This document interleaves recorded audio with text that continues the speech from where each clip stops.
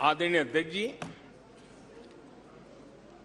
जो पुरानी सोच वाले लोग रहते हैं वो उस सोच से सहमत नहीं, लेकिन वो कहते हैं कि देखो भाई, जब कुछ शुभ होता है, कुछ मंगल होता है, घर में भी कोई अच्छा होता है, बच्चे भी कोई अच्छे कपड़े पहनता है, जरा साफ सुथरा होता है, तो काला टीका लगा देते हैं। आज देश का जो मंगल हो रहा है चारों तरफ, देश की जो चारों तरफ वाहवाही हो रही है, देश का जो जय जयकार हो रहा है, तो मैं आपका धन्यवाद करता हूं कि काले टीके के रूप में काले कपड़े में निकल के सदन में आकर के आपने इस मंगल को भी सुरक्षित करने का काम किया है। इसके लिए भी मैं आपका धन्यवाद करता हूं।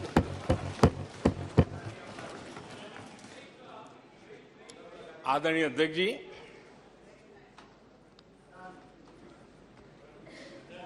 पिछले 3 दिन से भी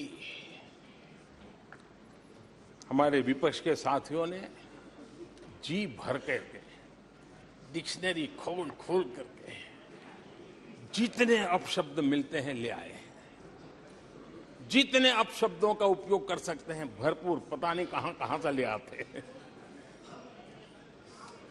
लेकिन अच्छा है, थोड़ा मन का गुबार उनका निकल गया होगा, थोड़ा मन हल्का हुआ होगा, इतने अपशब्द बोल दिए हैं तो। और वैसे तो ये लोग मुझे दिन रात कोसते रहते हैं, उनकी ये फितरत है। और उनके लिए तो सबसे प्रिय नारा क्या है? मोदी तेरी कब्र खुदेगी। मोदी तेरी कब्र खुदेगी, मोदी तेरी कब्र खुदेगी, ये इनकी पसंदीदा नारा है।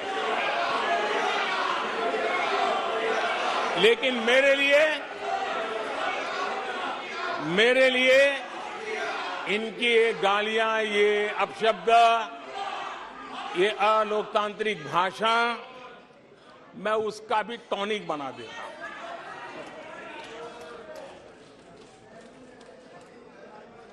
और ये ऐसा क्यों करते हैं और ये क्यों होता है?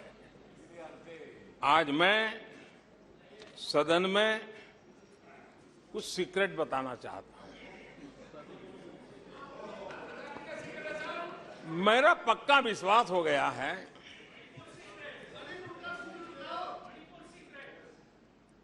कि विपक्ष के लोगों को एक सीक्रेट वरदान मिला हुआ है। हाँ,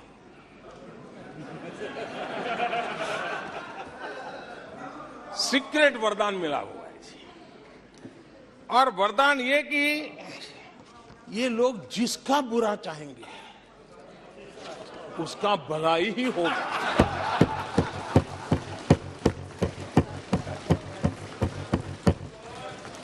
एक उदाहरण तो आप देखिए, मौजूद है। 20 साल हो गए, क्या कुछ नहीं हुआ, क्या कुछ नहीं किया गया, लेकिन भलाई होता गया। तो आपको बड़ा सीक्रेट वरदान है जी।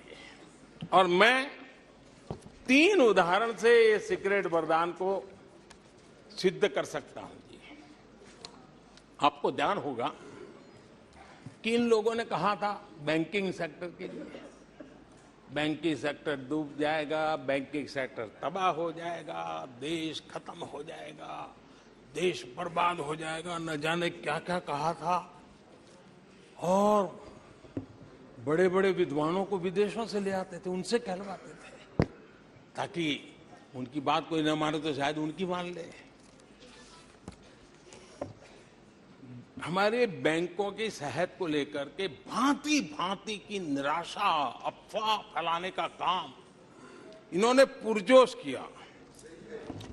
और जब इन्होंने बुरा चाहा बैंकों का, तो हुआ क्या?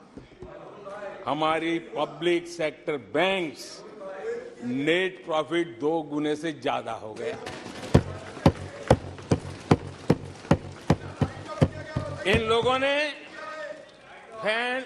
फोन बैंकिंग घोटाले की बात, इसके कारण देश को एनपीए के गंभीर संकट में डुबो दिया था। बीते दिनों की बात हो रही है, लेकिन आज जो उन्होंने एनपीए का अंबर लगा के गए थे, उसको भी पार कर करके हम एक नई ताकत के साथ निकल चुके हैं। और आज सुबह निर्मला जी ने विस्तार से बताया है कि कितना प्रॉफिट हुआ है। दूसरा उदाहरण, हमारे डिफेंस के हेलीकॉप्टर बनाने वाली सरकारी कंपनी HAL, ये HAL को लेकर के कितनी भली बुरी बातें इन्होंने करी थी। क्या कुछ नहीं कहा गया था HAL के लिए, और इसका दुनिया पे बहुत नुकसान करने वाली भाषा का प्रयोग किया गया था। और HAL तबाह हो गया है, HAL खत्म हो गया है, भारत की डिफेंस इंडस्ट्री खत्म हो चुकी है। ऐसा न जाने क्या क्या कहा गया था HAL के लिए।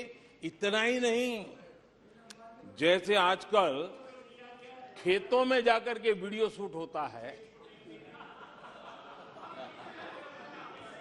मालूम है ना? हाँ, खेतों में जाकर के वीडियो शूट होता है, हाँ।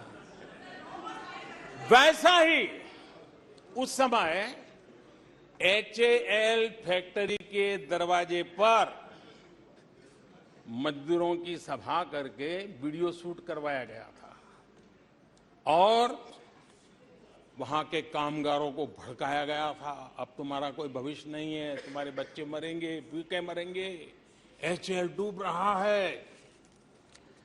देश की इतनी महत्वपूर्ण इंस्टीट्यूट को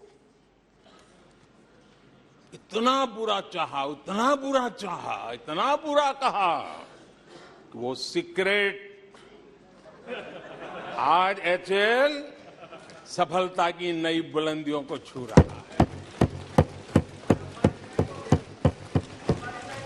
HAL ने अपना highest ever highest revenue register किया है।